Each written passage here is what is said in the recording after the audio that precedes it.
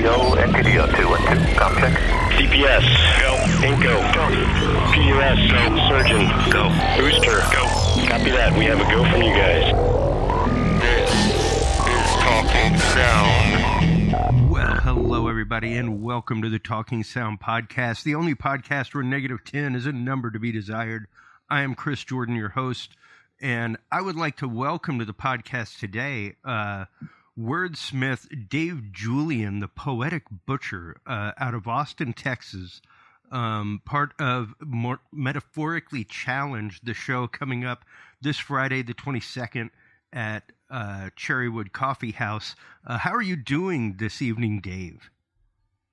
Yes, sir. I will tell you one thing. It is David Julian Morris.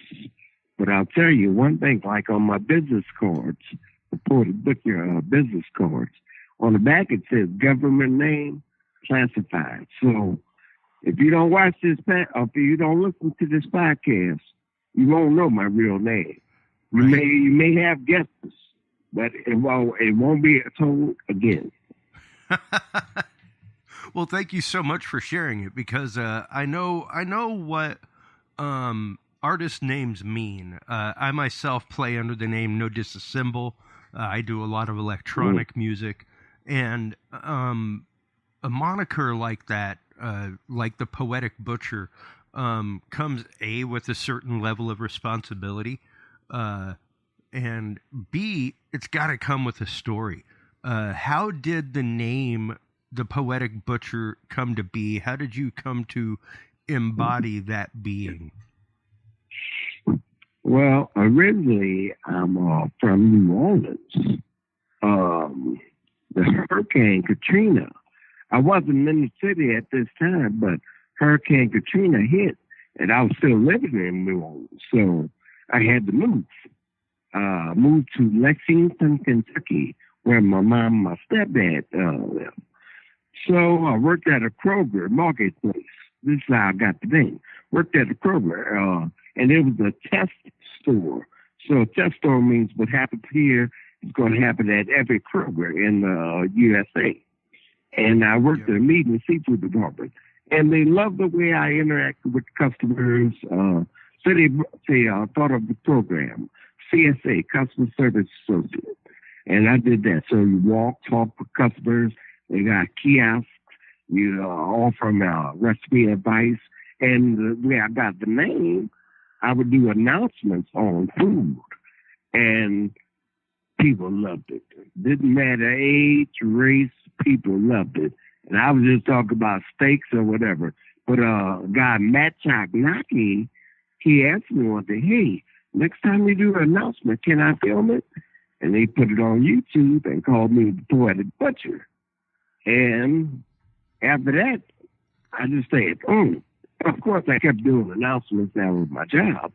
But after that, I said, let me see about poetry. I was never interested in poetry before, but since I had the name, I said, why not? And I went to the poetry scene, but there were 2 poetry events in Lexington, Kentucky per month. So I started on such a wide I had that, man, bullshit. It's hard as a poet to find things to do. There's slam poetry in pretty much every major city now, but to find an actual poetry night where people get up and share things other than slam poetry nights, those are not easy to come by. They had the 2 they had, and they weren't even good though. I know. Like you said, they weren't easy to come by, but these weren't even good. And this is how even though we're talking about Metaphorically Challenge and the whole rising of the art community again, what they call it Renaissance. But I'll get to that later. But it's like this place was segregated in their poetry. So there were 2 events. One was majority black, one was majority white. And there was no crossover, meaning like if I go to one event, then later on the month go to the other one, I'd never see the same faces. And my thought is if you like or love something and they're only 2 per month, you're going to be at both of them. Yeah. But I was like, whatever. I mean, there were, white people at the majority black men, as well as there were black people at other men, but they weren't the same faces. And it wasn't, that many people. I was like, so eventually I had to move. I was like, I got to live because Lexington, Kentucky, it was nice, but sport, art, and nothing. It was, what they say, rubbish. Yeah. But yeah. So I moved to Austin, Texas. I started doing the like we were talking about. I started doing the slams because I've lived in Austin 5 years, and so I started doing slams. I did them for like 3 years, and I would never win. I won one time, and okay, in the beginning of the slams there, because they every Tuesday, and so anyway, backtrack. While I moved there were so many more poetry events that I could do. And so probably 3, 4, maybe 5 a month. Well, no, not 5 a month, because that's every week. I would say 5 other than that per month. But so I did a slam, but I'll be like, after a while, after I got my footing in, I'm like, wait, I should be winning these, but I didn't, because I didn't have a formula.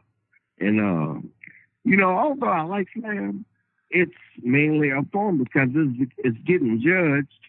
And so the people know what to look for. It's that what came first, chicken or the egg. And the poets know what to say.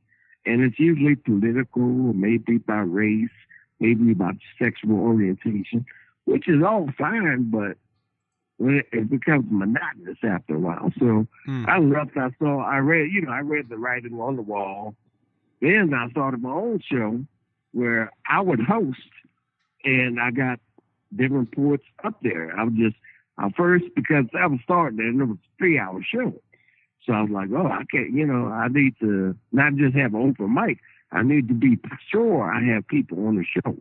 And so I got maybe 7 or 8 people, and they performed. Then luckily there was a nice audience. And so I got, some people signed up to talk on stage. But so that's been running like a year and a half. And yeah, I'm enjoying that aspect of Austin, Texas. Yeah, and I specifically found whenever I moved here, I always love hearing people's stories about how they came to Austin and what it's been like since they moved here. Because I myself, until I moved here, never enjoyed Austin. I'd been to Austin numerous times. Being from Houston, it was a city of obligation. Whenever friends from college would come into town to visit me, it'd be like, hey, let's go to Austin for the night. Because it was only an hour and a half away. That's a Texas minute. Like you can drive north to south in Houston and not leave the Houston city limit in an hour. So especially if you drive 80. Yeah. So it's it was a hard town for me to want to move to. Every time I came here, it was always surrounded with drama. There was always, let's go to 6th Street. Someone would get lost. Someone would get kicked out of the bar. We'd get a parking ticket, something. Later on in life, it was coming here for South by Southwest and running sound for events, running sound for bands that I worked with. And once again, someone from the band would get lost on 6th Street, or gear would get broken or stolen, or, the band van would get towed. It was always some drama. But once I moved here and found the things other than 6th Street to do, it was like, oh, wow, this is a pretty hip town. There is quite the art. It's quite the art community. They are supportive of all types and strains of art.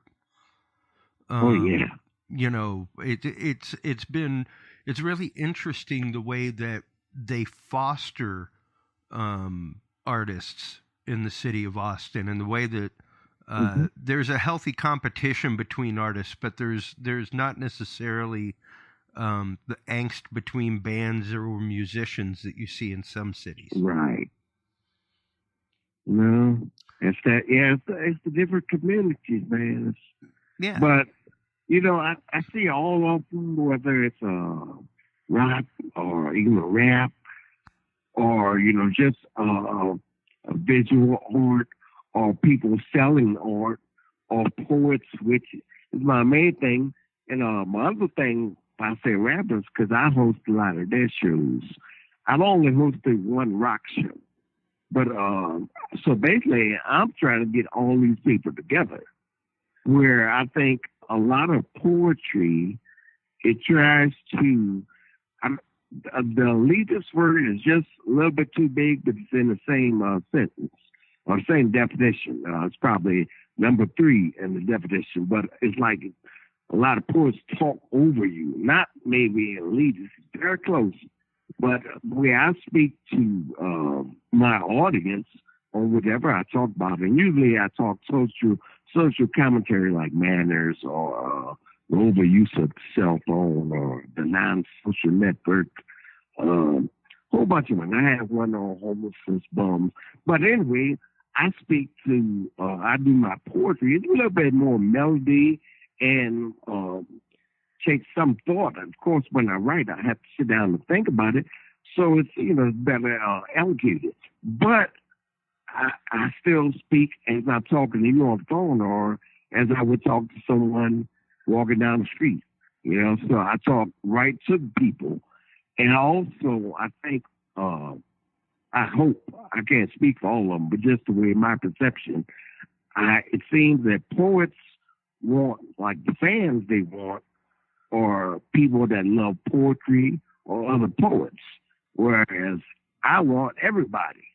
You don't have to have listened to poetry ever, but I think if you let me bring it to you, and hopefully the subject matter is what you like.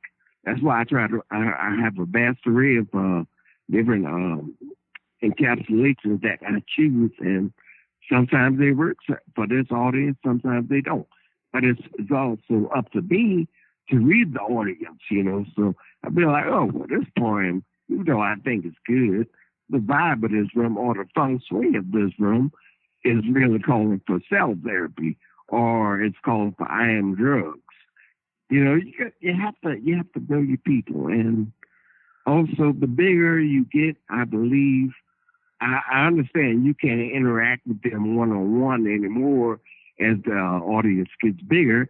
But as I said, the feng shui, you get that vibe, and the people read it. There's always somebody not gonna like it, but just for the most part, you get that vibe out there, and you show them your charisma, and they're like, oh, okay, and also the confidence, because what do they call it? Synergy, like the book Self-Same Prophecy, where that person and I, we talking, or even like I say, once it gets bigger, that energy from that person to me, just that it makes a new one, the synergy. Yeah. Have you ever read Self-Same Prophecy? Oh, most definitely. I am most familiar with the work. I didn't like part 2. Yeah. But it's an interesting concept that you bring up. It's something that I myself have had issue with my electronic music. I have found very few people that I synergize with whenever I am creating it. Most of the time, people that I've had in the studio with me have been like, "Ooh, wow!" Like they definitely felt the intensity, but it was uncomfortable for them. They didn't really know what to make of it. And I remember distinctly the day that my musical partner for the band Shakuhachi Jones, Wesley Goins, the day that we made music the first time together, we both kind of like looked around and it was like, whoa, did you feel that? Like ripple through the room? I was like, yeah, I did. And he was like, dude, that was cool. You think we could make that happen again? And I was like, we could try. And that was the first time where it was like, oh man, I finally found someone like on wavelength that gets what I'm trying to do. And it was amazing how fast the art started getting churned out. I want to say we wrote like 4 hours of music in 6 months, something like that. It was an insane amount of music to write.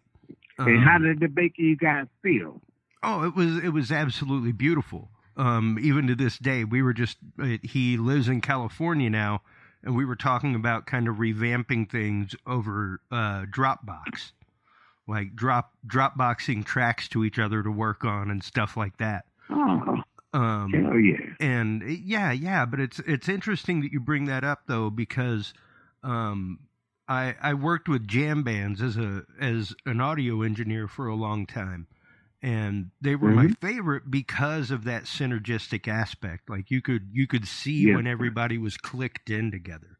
How do you recognize that when you're behind the microphone and on stage, giving an impromptu performance as the Poetic Butcher? How do you recognize that hook has been hit, and that things can keep going like that you could keep generating something for a little while, because it is kind of a surf aspect. There is kind of a wave that you have to catch in order to keep things going. So how do you recognize that moment when you're behind the microphone? I think like my show, Metaphorically Challenged, which I think I said I've done a little bit more than a year. I haven't seen it every show, but just some shows are just on key. It's like the weather, the stars and planets are aligning, and the people are. Because as I say, what I've noticed from a lot of regulars that come to the show, they're much more open, and not just with me, just more open to people in general. And once you have that, it doesn't matter how much they're listening to me. I'm just here, like I just do my show for background. As I tell the other poets or the rappers or the comedians, I'll say, I don't know who made this quote, but he was like, I'm just here to get the audience used to looking at the stage.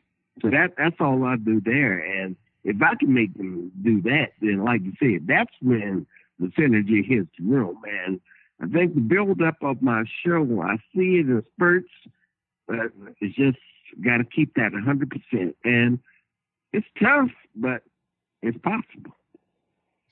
Yeah, it is. It definitely is. And you say you've been doing the show Metaphorically Challenged for a year now. How many shows a month do you do with it? And what was it that made you want to start the show and name it Metaphorically Challenged? What made me want to start this show? Because the second question is very easy. But because as I said earlier, I was doing the slams, but because the slams are a competition and you win money. Yeah. But you also, the further you go, because they're 3 rounds, the more people get to hear from you. And that's what I really wanted. But I would get out, like get cut the first round, maybe make it to the second. But I was like, even some of my bad stuff should have beat some of these people. But there, at times, it wasn't about poetry. It was about what's in your diary. And I'm like, okay, whatever, And also, it's about relating. Now, that's a key. And I believe we as humans, we relate just on the most primal level. And that doesn't mean we're primal, but on the most primal level. So I don't feel relating needs to be forced.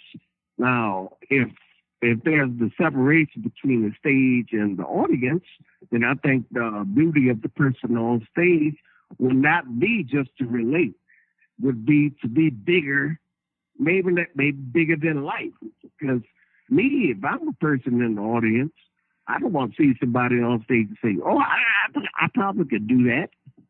I want to see some greatness, some grandeur. Yeah, to see a little confidence. Yes, sir. And the way I got the name Metaphorically Challenge, I don't even know. I'm just thinking what name would stand out and be a good representation of me. And I think when I made the name, I wasn't positive about a brand. The Poetic Butcher, I wasn't either, but I did like the name. I'd be more protective of it. But the brand Metaphorically challenged, but then I had the book, which is not finished. Then I had the video, which is not finished. And both of those are metaphorically challenged too. I don't know how it came up, but I just like one day, why don't I just name all of these things that? And UT, University of Texas, there's a film student, Rajane Buquin Sanchez, last year for a final, she did a documentary on me. She walked around sometimes, somebody performed a documentary on me. It's titled Metaphorically Challenged, The Legacy of the Poetic Butcher. So I guess I'm stuck with the name now. And I don't know where it came from, my brother. And, it's interesting the way that those moments of inspiration come and just stay there and become a part of our life. One of my favorite bands in the world is the band Rush. And they were like, we're doomed to play Tom Sawyer every single night for the rest of our lives, but we're okay with that. Yeah. They only released like another 30 albums, but there's one song that everybody wants to hear whenever they go to a Rush concert. Right. And of course it's Tom Sawyer. And they're like, we will give that to you with pride every single night. And it's interesting to me how those moments of inspiration, those small things that pop up, like you're saying, metaphorically challenged, just kind of came to you, and now it's kind of rolled into something where there's a book, there's a documentary, there's a music video, all that kind of stuff, where things have just kind of snowballed into something else. Yes, sir. Yes, sir. How has that affected your regular performance?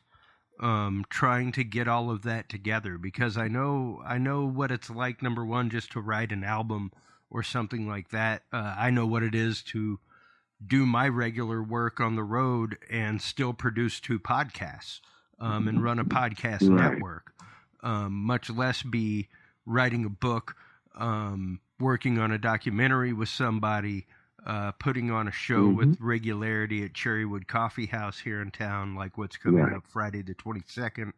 How has the concept of being metaphorically challenged affected the performance of the Poetic Butcher? I wouldn't even say it has, because I think everything I do, everything I do is something I've been planning for, and I wouldn't even say, I'll say planning for most of my life. I always make sure people feel good, but it's always, you are supposed to be first, they second, whereas they are first and you're second.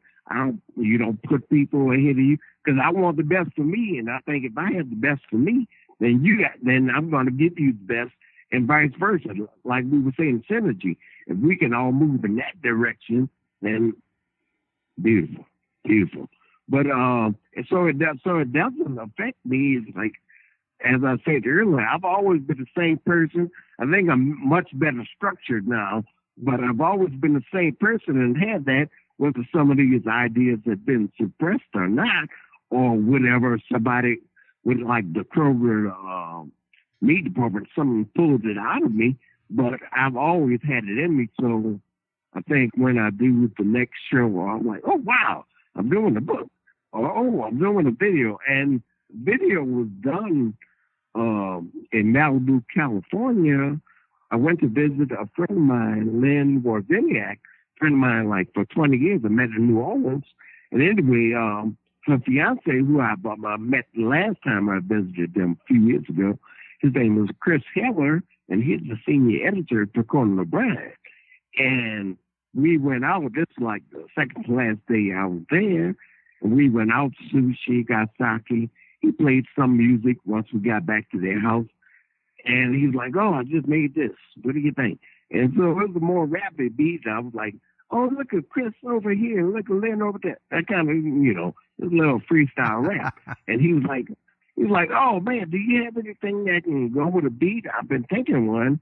And he did something. And I think the first part was done by him, but the rest he just improvised and went, because the way, I guess it would metaphorically challenge the song or video, it wouldn't be really called a rap. I think that would be the first impression it gives the audience, but it's still my style, whereas the flow rappers really won't do. But he matched that up.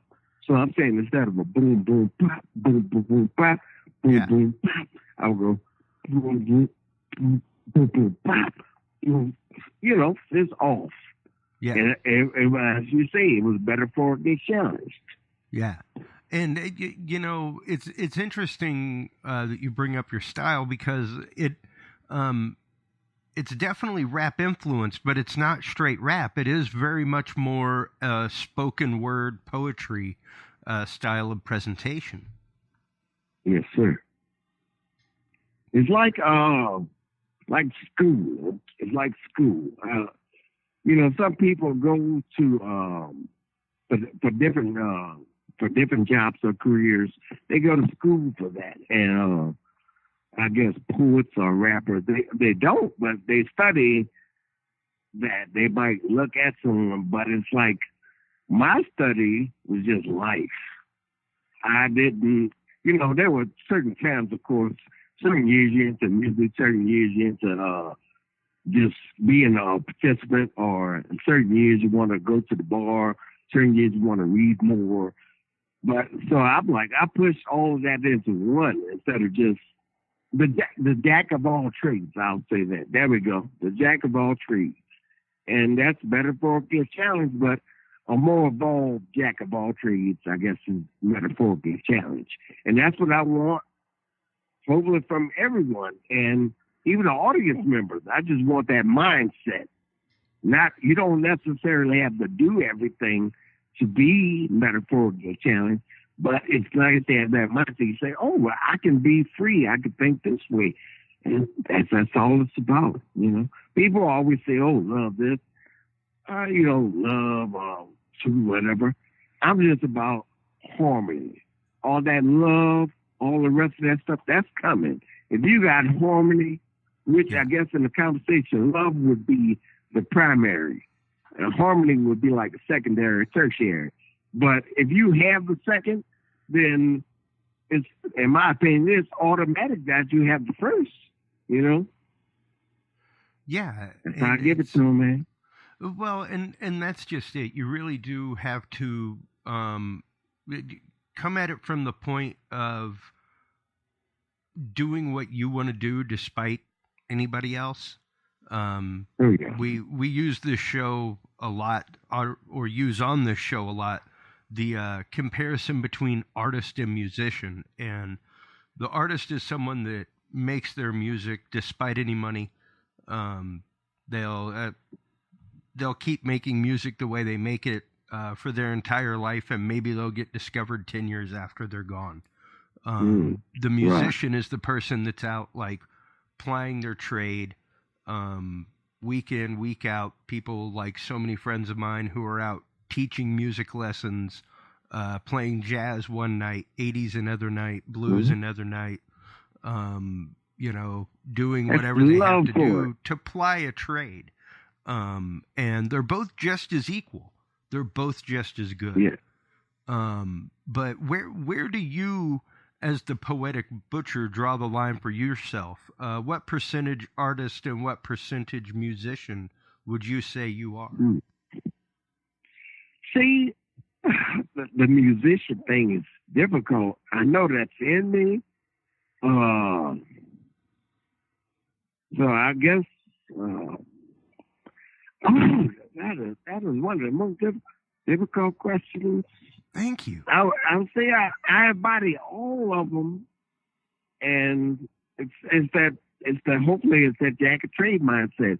It's like I don't want any one of those to beat the other one in percentages, but sometimes I know certain people, certain rooms, certain shows require more of this one than the other one. So, and I'm not a singer, but you just got to read them. Yeah. Yeah. And myself, I guess really the first art form that I found was poetry and music. That was really the first thing that resonated with me personally, as far as I could take poetry and music anywhere with me, as long as I had a blank piece of paper or even my palm to write on and something to write with. I could write poetry, and I have volumes and volumes of it.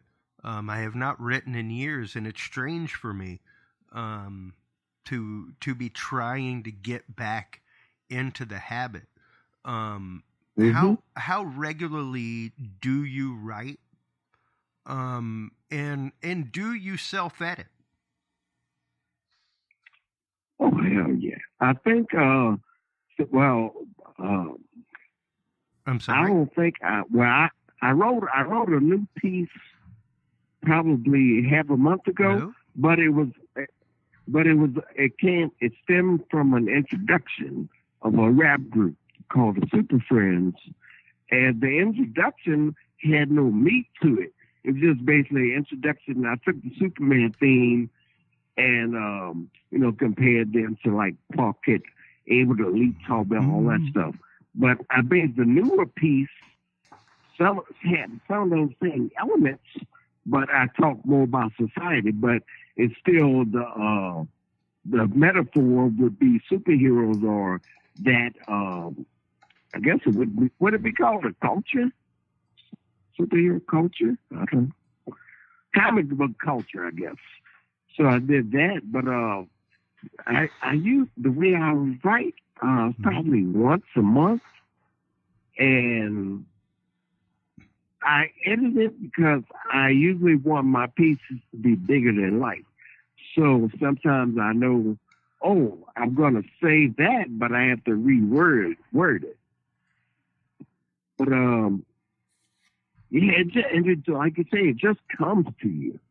It's nothing I can push. It just happened. Like so for instance, if you wake up normally at 6 o'clock in the morning and you've done it 20 years, you probably don't need an alarm clock. That's how my poetry was, where it would come every month.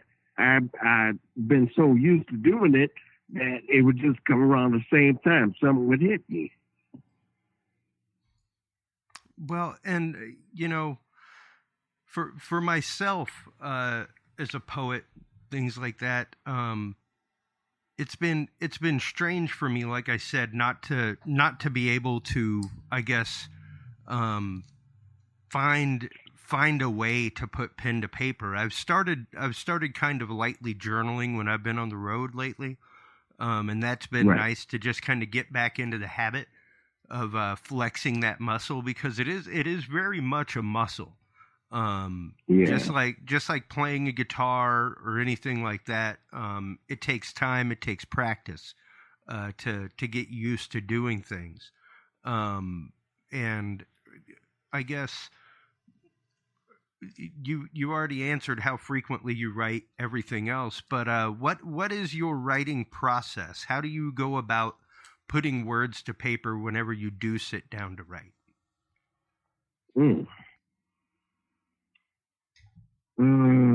I guess an example would help out better. So I did a piece that people still request, which is I Am Drugs.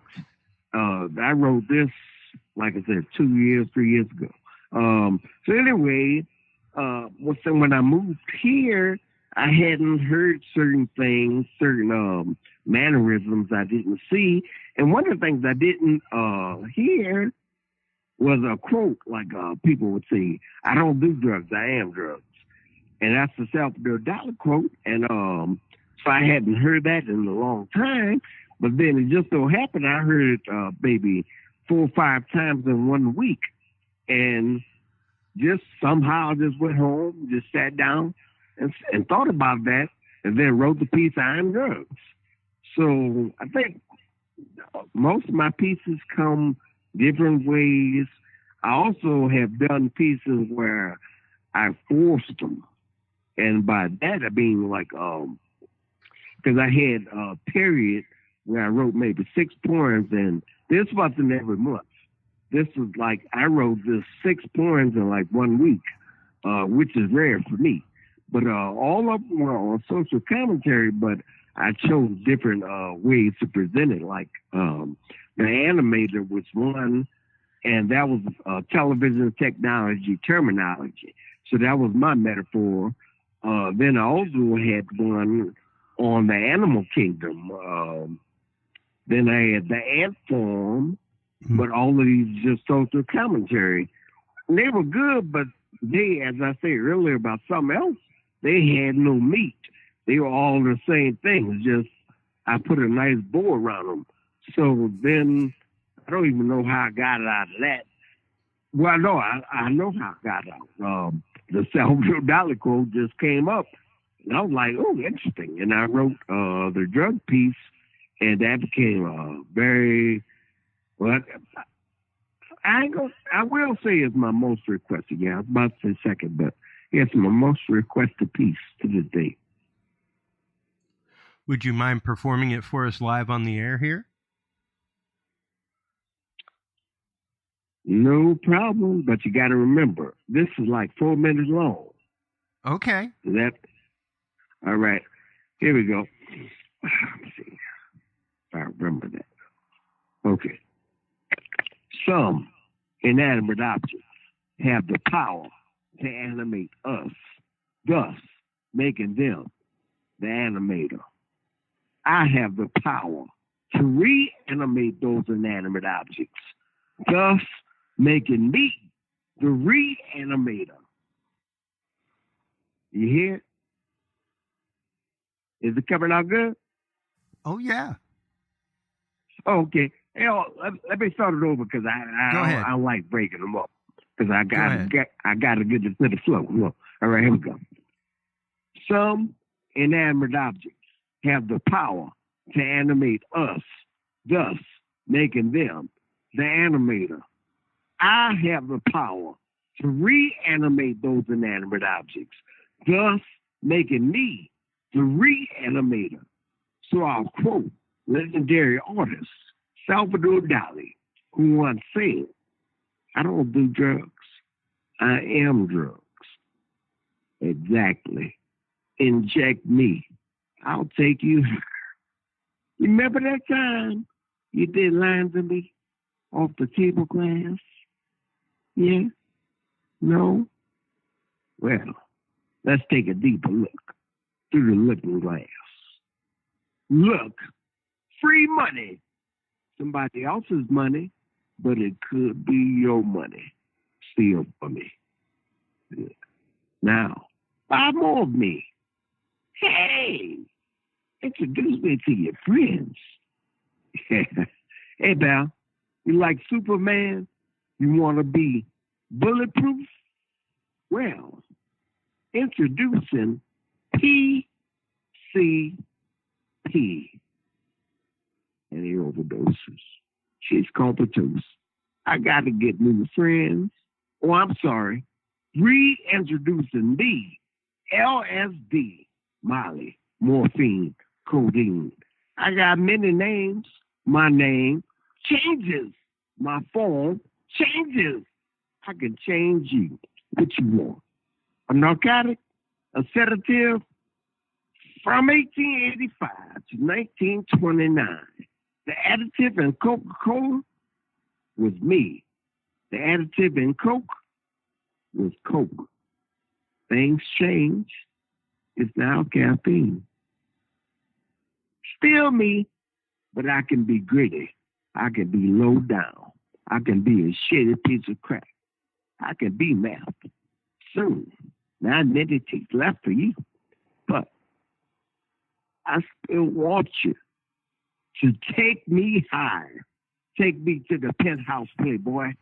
I want to be flashy. Now I'm a designer drug. I'm an attractive nuisance. But this ain't real. Even how good I make you feel. But still, take a hit of me. Take the whole sheet. Because I'm taking you down the rabbit hole. But you got choices. Red pill. Blue pill. It's still a drug. It's still me. No such thing as drug abuse. Just everyday recreational drug use. And some fools think they can beat me so they can become a hero, so they can become heroin. That's too strong for you. Let's start small. Drink me. I'm at the bar. Drink a lot of me. You got them keys to the car? 420 reasons not to do it, but people still do it. So don't blame me, because I don't do drugs. I am drugs. That was written a few years ago, but yeah, that's people still like that one, you know? Yeah, I try beautifully to put said. Thank you, my friend. Yeah, I try to put, like I said, I try to be over the top with it, you know. I'm still practicing on that one because I want my words, of course, to be great. I want them to respect my pen, but I also after that's done, see the performance and the pen don't interject. It's like some people like, well, if you have a good performance, that must mean you didn't write. Your writing is not as good, or vice versa. I don't think people say that, but I think people think that. So, but my thing is like, okay, I'm not writing for the performance. I'm writing just to write. Then once I see what I have, the performance comes. Now, some of my pieces are not great performances, and that's cool. But some of them are or have the potential to be great performances, like the I Am Drug. So I look at them and I work on them. And as I said, in certain audiences, you know, I may speed it up. I may do it a more funny way. And that piece and a lot of other pieces, I sometimes change up the words. And I don't think I've ever changed the drugs up, but I changed up some. No, I said something about Demerol one time. But anyway, I just you know, enjoy myself, and that's what I guess I want other people to do, enjoy themselves. And I know this is something I have a strength in, so I'm like, okay, I'm going to do this to the best of my ability. You know, whether it's 5 people, 100 people, 1,000 people, if I'm getting paid, if I'm not getting paid, I want to give a grand performance every single time. You know, if I'm sitting you want to do justice to your art and to other people's art. Yes, sir. But also, I want other people, whether they're artists or not, to know it's fine to always give 100%. You know, when you smell like in a conversation, people hold back too often on many things. Like I noticed at a time in my art, I wouldn't. I guess, put the performance in on a lot of my pieces that I thought did deserve it. I would even know that, but I would do it just to be, I guess, in the crowd. But I was like, no, and this goes for every member of the crowd. I don't believe we all have that thing that can stand out of the crowd. I think we all have different levels of certain things, some more than others. And some people are blessed with 3. Anyway, I was getting so off track, but that's all right. No, I just the harmony, and like I say, you know, if I can give 100%, maybe this person can't do what I do, but they can give 100% at something they're good at. It's like what did they say? Bruce Lee said, "Be kung fu." You know, when you're cooking, be kung fu, and on and on. I'm like, that's all I want to be poetry. Well, and, you know, I think that is probably one of the biggest issues that we have in our society. to begin with is people finding an identity and a definition of themselves. Yes, I remember the day that I was, at the time, I was working a 40-hour-a-week job as a temp somewhere, and also mixing at a venue about 5 nights a week. And I was talking with someone that I'd talked with a few times, just here and there, and we finally got to have a real conversation. He's like, "Oh, what do you do?" And I'm like, "Well, I'm an audio engineer, but I work at IDEX during the day." And it was one of those moments where it was like, wow, I do not define myself by that 40-hour-a-week job. No, I define myself as something totally different. And that was very much my moment of live Kung Fu, where it was like, wow, it doesn't matter what I do during the day. This is how I define myself. This is what I am. Yeah. And it took me years to get to the point where I was self-sufficient and all I did was audio, video, freelancing, doing things like that. But once I did, it'd be hard pressed for me to go back to a studio environment, even in broadcast or anything like that. I enjoy my freelance world and my freedoms way too much. And doing what you're doing with this is very much the same thing. It is a point of artistic expression, and it's a point of fostering a community and a means of societal communication. That's one of the things that we have lost in the world of lyric, is the fact that songs are based off poetry. Poetry came first, music came second. But, well, music probably came first because it was more than likely just instrumental before we could ever speak as beings. But that's true.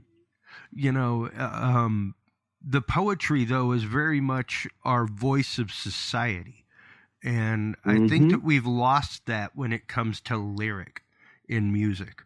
And I love the fact that you are still trying to keep the true poetry spirit alive. Even though you were mixing poetry with music, you're still very much trying to keep that societal lens on things. Yes, sir. And thank you so much for joining us tonight, for sharing your journey as an artist, as moving from Dave into embodying the call that is being the Poetic Butcher, and into rolling down the hill with the soon-to-be freight train that is metaphorically challenged. Once again, everybody, make sure to go out this Friday, February 22nd. At what time? Yes, sir. 7 o'clock to 10 o'clock. 7 to 10 There will over at... me out. And is there a cover or anything like that? No cover. No cover. It's no cover. Metaphorically challenged 1 million. And that's what's great about it, folks. That's how you know he's trying to foster a community. Is that he is not charging a cover. There are numerous shows like this that charge a good $3-5 at the door to get in, what have you. The bar makes it. Maybe the promoter makes some of it. But the fact that you were doing this gratis for everybody, for people to go out and enjoy. Thank you so much for keeping that poetic spirit alive. Tell everybody where they can go to check out the trailer for Metaphorically Challenged. And when is the book coming out? I will say 2 months. Okay. Hopefully. But I will tell you one thing on the show, Metaphorically Challenged, this Friday at Cherrywood Coffee House. So what's on the bill, of course, me hosting. I have the poetry remix, as I said, some poets with a background. Then I have the open mic for open micers to come either talk on a microphone or just sit in the audience and enjoy themselves. Then they have some rappers, Big Mike, CWHK, Sound of the Underground, and Ill Cell. And where you can find that or contact me is on Facebook, the Poetic Butcher, on Facebook, Metaphorically Challenge, either page. The website also is coming soon. And one more thing, I'm selling Cadillacs. And Cadillacs are Egyptian cotton. The logo on front is TPB. That's how I'm affectionately known as the Poetic Butcher. And I want y'all to come get you some nice Cadillac. Most definitely. Stop on by. Check out his Facebook page, Metaphorically Challenged. Hop on by Cherrywood Coffee House this upcoming Friday, February 22nd from 7 to 10 p.m. to check out the Metaphorically Challenged show. Thank you so much once again for joining us. Once again, everybody, the Poetic Butcher. While you were online checking out his work, please do stop on by the Talking Sound podcast. That is where you can check out all the episodes, all of the great information out there that we post from industry news, all of the great stuff, the live videos that we've done from Texas Association of Broadcasters, all the great shows from the HC Universal Network like Dudes and Beer Podcast, Yes But Why, Scary Dad, Therapy Hour with Rusty Lozano. All of that is there. Go check it out. TalkingSoundPodcast.com. Remember, everybody, until next time, take care of your hearing, take care of yourselves, and keep reaching for a living. We'll talk to you soon.